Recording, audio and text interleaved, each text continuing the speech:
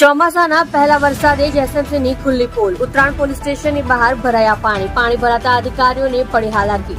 પાણી ભરવાને સાથે police station પર આવતા લોકોને પણ ફરીને જવા માટે થયા મજબૂર. ઉત્તરાયણ પોલીસ સ્ટેશન જૂનું અને નવા પોલીસ સ્ટેશનના સંપર્ક થયા વિહોણા. તમે જોઈ રહ્યા છો સત્યને સાથ આપનાર સત્ય સમ્રાટ ન્યૂઝ ચેનલ, તંત્રી શ્રી નિલેશભાઈ પાટીલની સાથે.